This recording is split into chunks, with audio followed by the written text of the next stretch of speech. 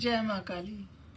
क्या आपकी लाइफ में भी कोई ऐसा इंसान है जो डायरेक्ट गुस्सा नहीं करता है, एक्सप्रेस नहीं करता है, और लेकिन आपको कंफ्यूजन में, गिल्ट में और सेल्फ डाउट में डाल देता है? वो कहता है कि मैं गुस्सा नहीं हूँ, लेकिन उसका बिहेवियर कुछ और ही बता रहा होता है। तो आज हम बात करेंगे पैसिव एग्रेशन पैटर्न की, जो बहुत इंपॉर्टेंट पैटर्न है नार्सिसिस्टिक पर्सनैलिटी का।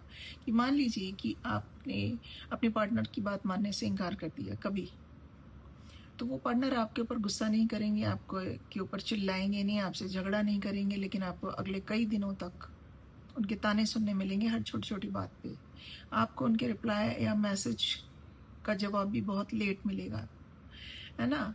और जब आप उनसे पूछेंगी कि क्या हुआ, क्या बात है, तो कहेंगे नहीं कुछ भी तो नहीं। और फिर आप कंफ्यूज हो जाएंगी और आप ये सोचने लगेंगी कि कहीं मेरे से कोई गलती हो गई है क्या।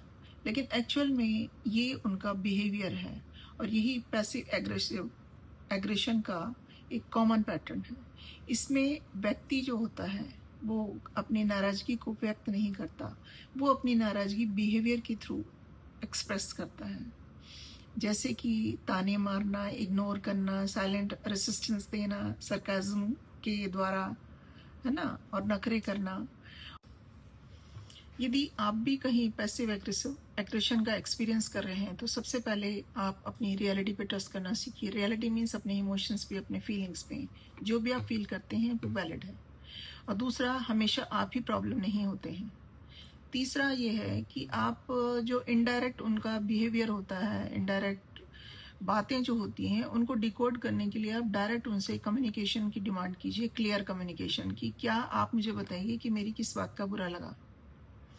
और यदि कहीं आप भी पैसिव एग्रेशन करते हैं तो शायद बचपन में हमें ये सिखाया गया है कि आप गुस्सा मत करो, आप अपनी बात को एक्सप्रेस मत करो, किसी बात का जवाब मत दो, नाराजगी मत एक्सप्रेस करो। और ये हमें चीज़ें बचपन से सिखाई गई हैं।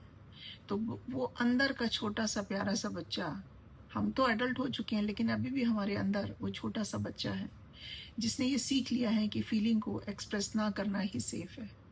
अब हम उस बच्चे की हीलिंग के लिए, जो इनर चाइल्ड हीलिंग है, उसमें हम उस बच्चे को ये बताएंगे, अपने से कहेंगे कि आपकी बात जो है वो, आप अपनी बात को कह सकते हैं।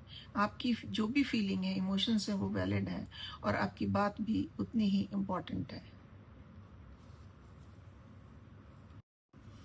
टैरो के 78 कार्ड्स में पेज ऑफ सॉर्ड्स की शैडो साइड्स की एनर्जी हमें ये बताती है कि वो जो उसमें पर्सनैलिटी है उस कार्ड की, वो सब कुछ देख रही है, वो सब कुछ समझ रही है, लेकिन वो जो फील कर पाती है उसको वो कम्युनिकेट नहीं कर पा रही है।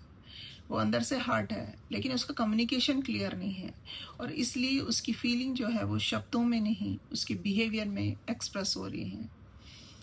और इसी तरीके से पैसिव एग्रेशन में लोग जो हैं वो डायरेक्ट बात नहीं कहते हैं, इनडायरेक्ट कमेंट करके, गुस्सा करके, टॉन्ट करके, सरकाज़म के द्वारा अपनी बात कहते हैं, जिससे कि दूसरों को अनावश्यक रूप से दुख पहुंचता है।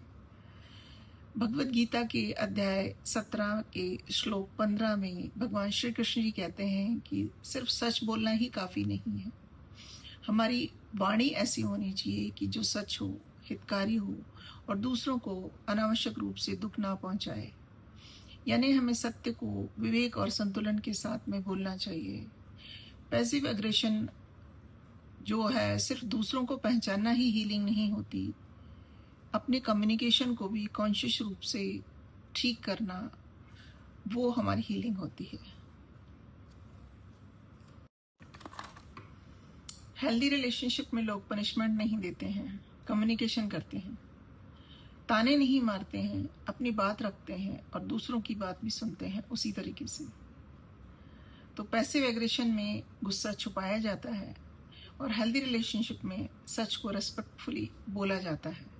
और हीलिंग हमारी तब शुरू होती है जब हम कन्फ्यूजन से क्लैरिटी की तरफ बढ़ते हैं। यदि आपने भी अपनी लाइफ में इसी तरीके का कुछ एक्सपीरियंस किया है तो प्लीज़ कमेंट में लिखिए, आई चूज़ क्लियर कम्युनिकेशंस। और इसी तरीके की और हीलिंग पाने के लिए, प्राप्त करने के लिए प्लीज़ मेरे चैनल को सब्सक्राइब कीजिए। नमस्कार।